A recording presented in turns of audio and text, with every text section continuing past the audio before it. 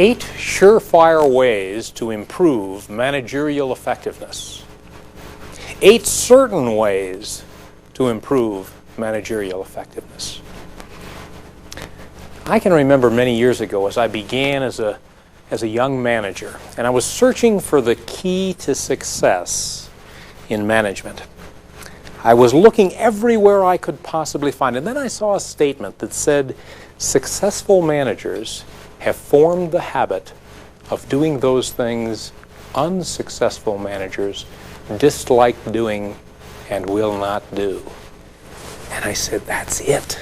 That's it. If I can form the habit of doing the right things as a manager, I can accomplish what I want to accomplish in my profession. Today in this session, we'll talk about 8 sure ways that you can form habits that will help you be a better and more effective manager. The first idea, we need to solve the paradox of time. What is the paradox of time? Well, we never seem to have enough time, yet we have all the time there is. Isn't that true? Now, I know you as a manager would say, man, if I could just have an extra hour in the day, I could get it all done. Just give me 1 extra hour in the day. There's not a way that I can do that. But I can share with you an example of a way that you can solve that paradox of time, because I remember, again, early in my career, I remember approaching every day, and as I came into the office and thought about the things that I had to do, I thought, I guess I thought it was much like this pitcher and all the water in it, and the water represented the things that I wanted to get done. And then this was my day. And I said, wait a minute, there's no way that I can get this all done. There's no way that I can possibly get everything that I want into this day. I said, this is going to be a frustrating day, and I'd start that day, and I'd get about to lunch, and I'd reassess, and I'd say, sure enough, I'm not going to get it all done today. I'm just not going to get it all done. I can't possibly get it all done. And along about getting close to the end of the day, sure enough, frustrating day. Absolutely frustrating. Now, I know you've all had that experience. But then, you know what I did? I looked around, and I noticed that there were other managers that had solved the paradox of time. You know how they solved it? They had a slightly different attitude than I had. They started out by saying, I can't get everything done today. But then they put a but by that, and they said, at least I can do the really important things. Wow, what a difference that made in my life. If you assume at the beginning you can't get everything done, but what's your job as a manager? It's not to get everything done. We can't possibly get everything done. What we need to do is make sure that we are spending our time getting the really important things done. One of the ways that we can do that is move to point 2. Point 2 is what I call to-do list failure. Have any of you experienced that? You know, you get back to the office and you say, I've got a lot to do. I'm going to prepare that to-do list. And so you do. You get 20 items on that to-do list. Now, here's an important question for you. Does the average individual in the first hour of the day get a lot of those things done or relatively few? I would suggest to you that most of us would end up getting a lot of things done the first hour, because what happens? We want to cross things off on our list, don't we? And so we go for the things that are quick and that are easy and that are personal and that are fun and that are no we can cross off, and we say, boy, we made a lot of progress this first hour, didn't we? And about noon, maybe we got 10 of the items crossed off. And we're feeling great, and about the end of the day, 15 of the 20 items crossed off of our list, but then we look at the 5 that didn't get done. And they were the really important things. To-do list failure because we didn't do 2 things. We didn't, once we got that list completed, take just a little bit of time, and I'm not talking about a lot of time, I'm talking about just a little bit of time to prioritize, to decide what's really important, and then secondly, to do a little scheduling of our day so that we can truly accomplish those things that are important, because we're probably not going to get all the things on our list done.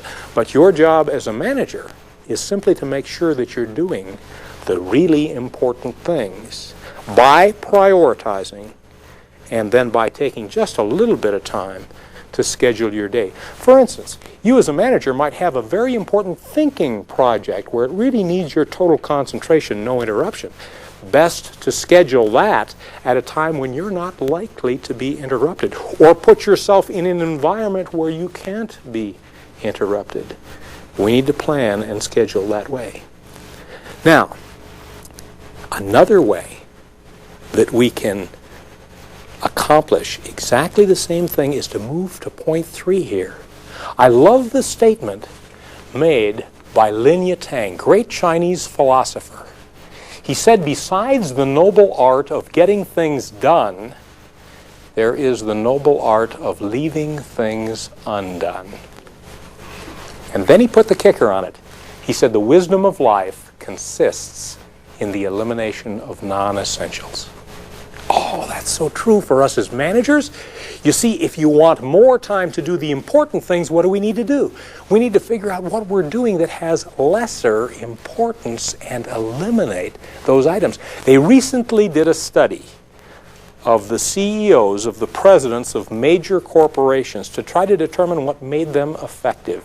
You know what was the single thing that they found out that made them effective from a standpoint of their time use? They were able to eliminate non-essentials from their life, the things that weren't really important. I challenge you as managers to eliminate non-essentials. Now that's an interesting philosophy, but how do you do it from a practical standpoint?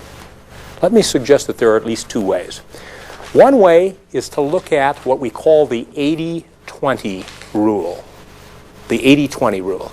More appropriately, that's Pareto's principle. Many years ago, Pareto said, in any group of items, there will be a small percentage of the items that account for a large percentage of the value. The rest of the items account for a very small percentage of the value. You know that's true in your own organization. You think about the products or services that you provide. Probably your profitability comes primarily from a relatively small amount of items. Or you think about the people that you manage. And certainly there are a number of them that come to the top, and a very small percentage of them that get the greatest amount of work done. But nowhere is that principle, that 80-20 principle, more operative than in your own use of time as a manager. You see, I challenge you, if you kept track on a minute-by-minute basis and then analyzed, I think you would find that 20% of the time that you spent during the day accounted for 80% of your value. You want to be more effective? Simply analyze your day tomorrow and make sure you spend more time doing those things that are getting the greater value. There's a second way that you can eliminate non-essentials from your life. Do we have any perfectionists in the room? Other than myself. I see a lot of people raising their hand. I see a few people pointing at other people, so I know there are perfectionists in here. We have a problem. We perfectionists do. We want to do it right, don't we? There's a law called Parkinson's law, which says work expands to the time available for its completion. Now that causes us perfectionists problems, because what we do is we say, well, it's got to be perfect. You know, I want to make sure that this note-taking guide is perfect. I want to make sure that this presentation is perfect. And we allow an awfully lot of time. And what happens to the work? It expands to the amount of time available for its completion. If you are a perfectionist, follow the perfectionist rule. The perfectionist rule says simply, do it in 50% of the time. Or do it in something significantly less than what you think it will take you. You know, that works. I remember a number of years ago, I was developing my first program in the time management area. And I realized there were going to be 12 lessons in that program, and I wrote lesson 1. And I won't tell you how long it took me to write lesson 1, but I'll tell you this, if it took me that long to write the rest of the lessons, I wouldn't have the program done today. I said, wait a minute, Jim, you got to start applying some of the principles that you're teaching. So I applied the perfectionist principle. I said, lesson 2 you're going to do in 50% of the time. I got it done in 50% of the time. Was it up to my standards? No. I'll admit it was not quite up to my standards. But the next day I stepped back and I looked at lesson 2 and I said, wait a minute, all I need to do is rearrange this a little bit, change that, and with a little bit more time, I got it up to those standards. And it was a lot less time than it took me. And I did that with every single succeeding lesson, and I found that if we force ourselves, we perfectionists, force ourselves to get it done in less time, it can make all the difference in the world. Principle number 4. Control paperwork. Oh, a management's nightmare.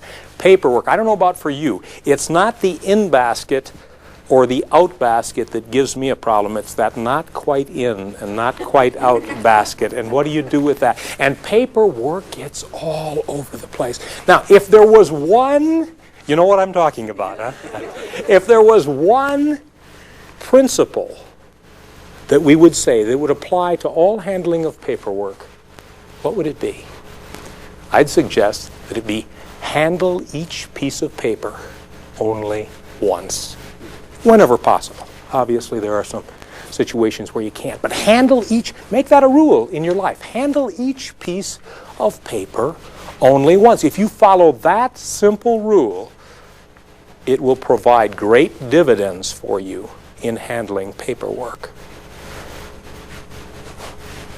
Let me suggest that there's a way that you can look at that. I think in terms of my paperwork as a 3-pile or a 3-category system.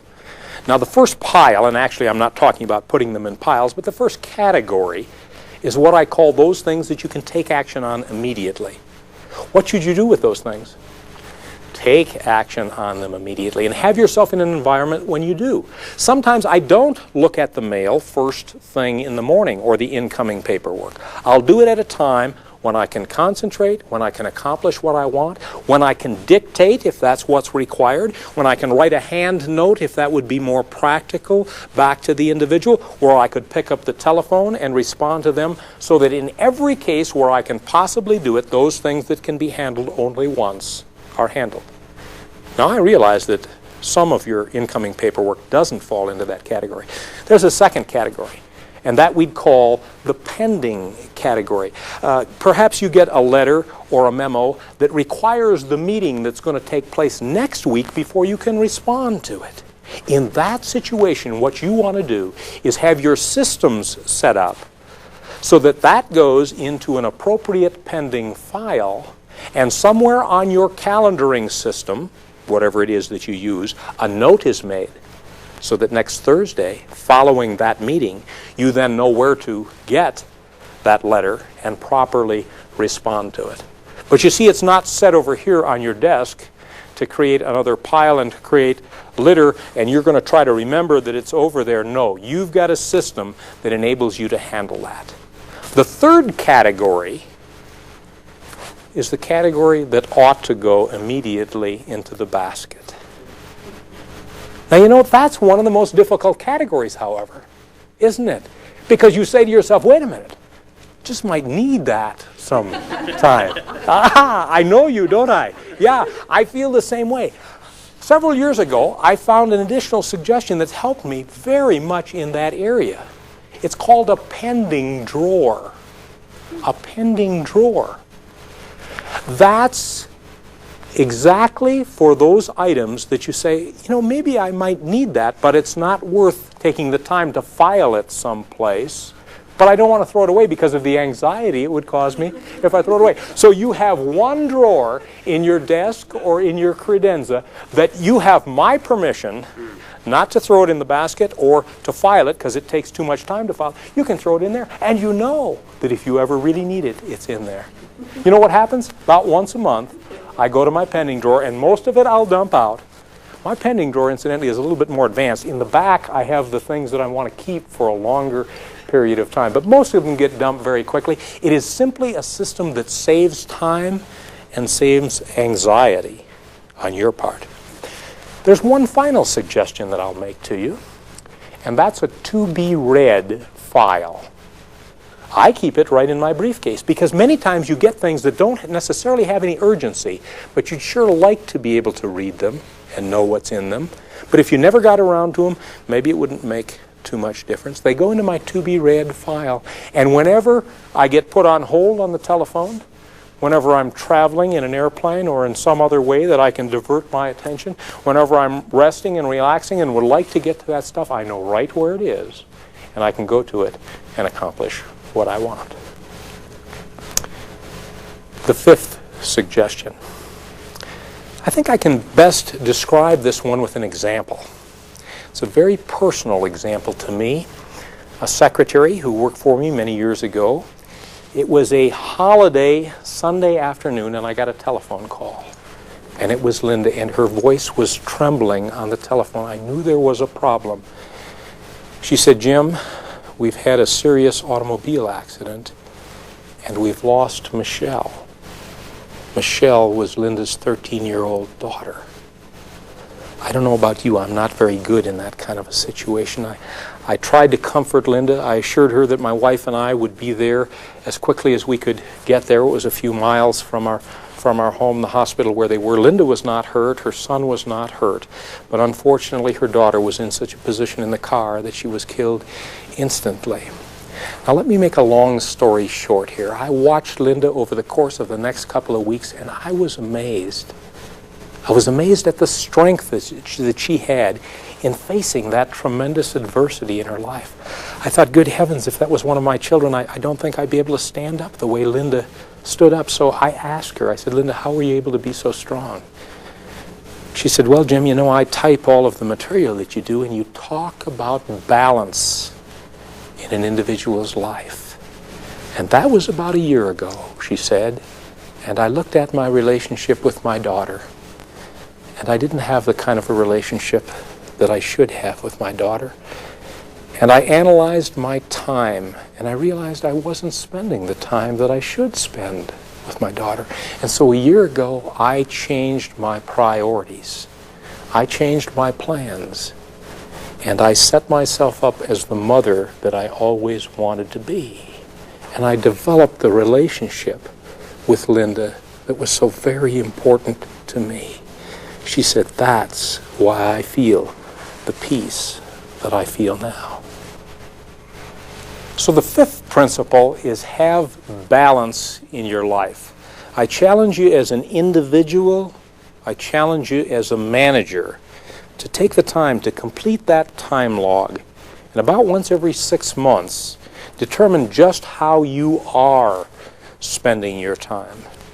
And is that the way you want to spend your time? Principle number 6 is fulfill your white-hot imperative. Write that down and let me explain what I mean by it. Your white-hot imperative. Much of the research that we've been doing recently with individuals indicates that those high-achieving individuals are different in at least one significant way from those people who achieve less in their life. They have found something that really gets them excited, and they allow themselves to be fulfilled in that area. Now, I don't know what that might be for you, It may or may not relate to the business area of your life. Let me give you a few examples. I have a daughter, for instance, whose white-hot imperative is dance. She's a ballerina. She loves it. She probably has no more academic ability than the rest of my children, but she gets straight A's because she's driven by that power toward perfection that she demonstrates in her dance, but she demonstrates it in every other area of her life. An interesting thing happened recently. She went off to college, got kind of out of the dance environment. Lo and behold, her grades began to slip a little until she realized that she was not fulfilling herself in the most important area for you, for her. I challenge you as managers to figure out what is the most exciting thing in your life. Please underline exciting. That's what the white-hot imperative is. It's not necessarily the most important thing. It might be something that other people look at and say, hey, that's not important. But it is to you. It might be, as we found it with some of our clients, bird watching. It might be competitive racquetball. It might be anything that happens to fulfill the most exciting thing in your life. I challenge you to look for it, to find it, and to give you the time to fulfill it. And I guarantee you, you'll be a better manager because of it. Item number 7.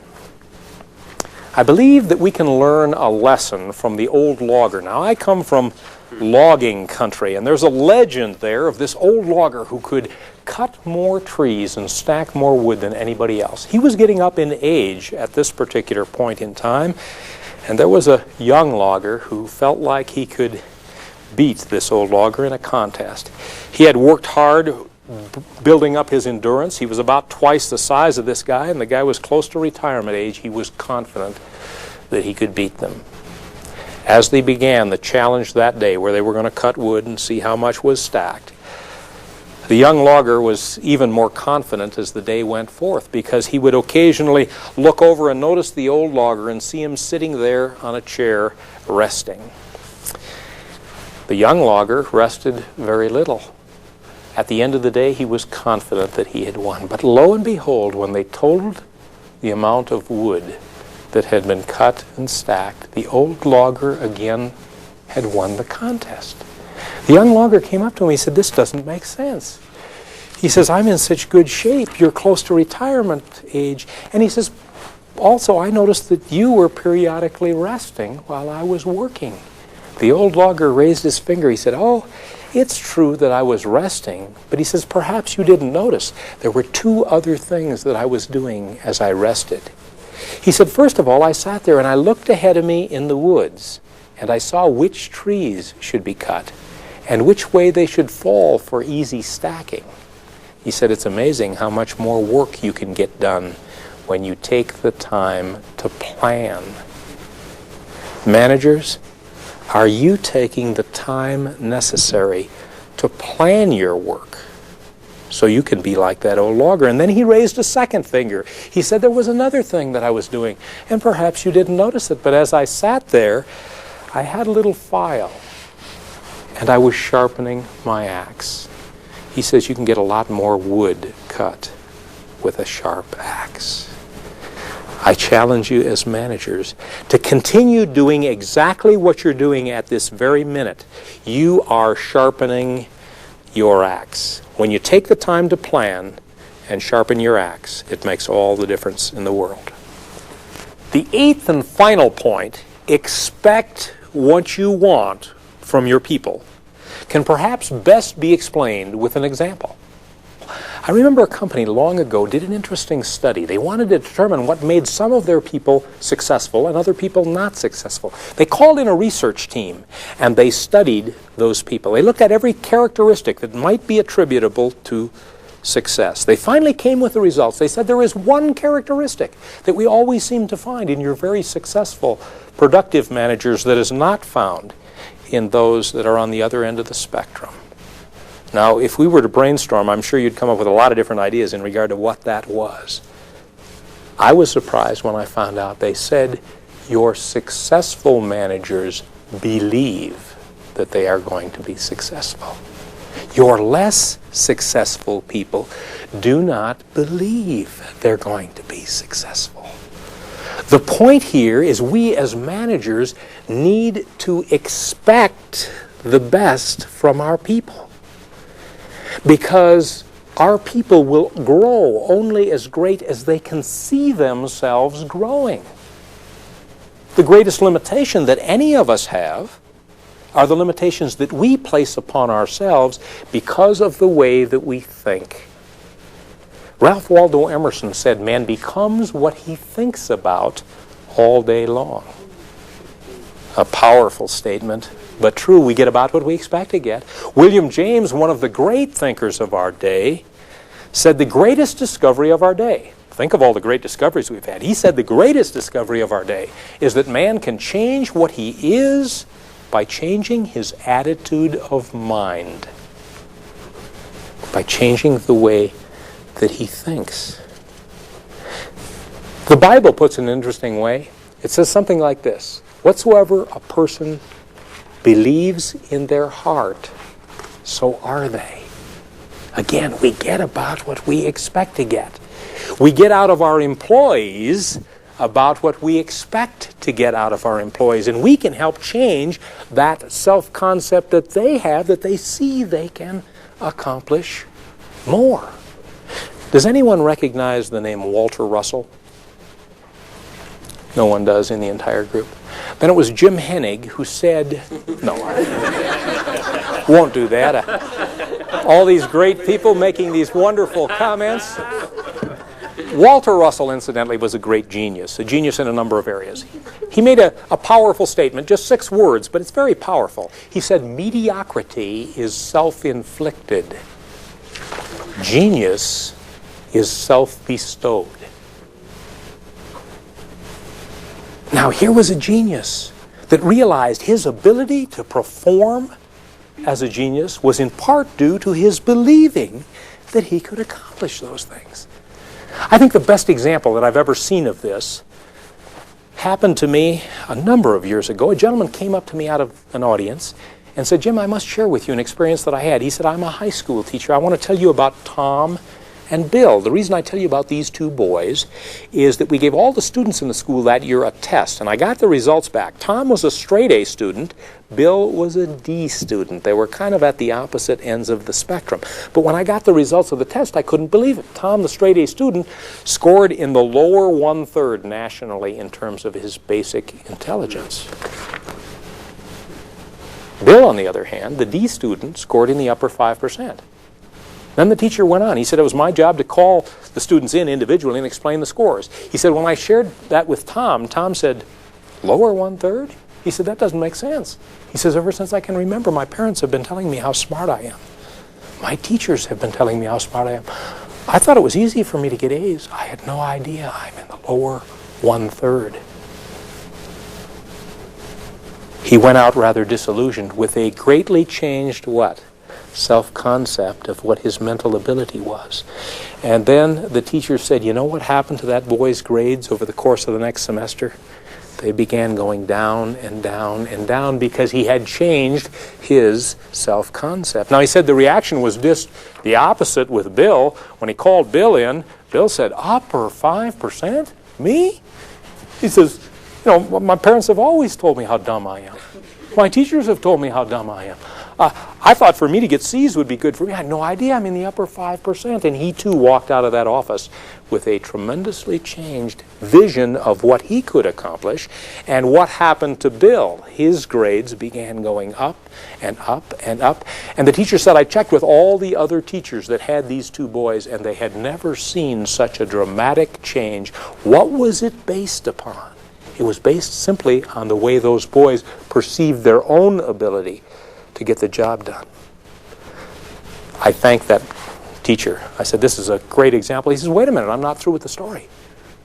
I said, "What happened?" He said, "Well, at the end of the semester, the company that did the testing notified us that they had made a mistake. they had switched these two boys' scores.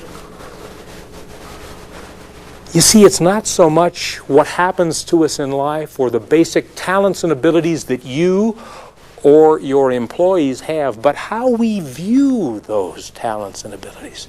Do you see how you as a manager can help raise the self-concept of those people with whom you work? And just like this graphic example with those two boys, they will increase their performance. I challenge you to expect the best out of your people.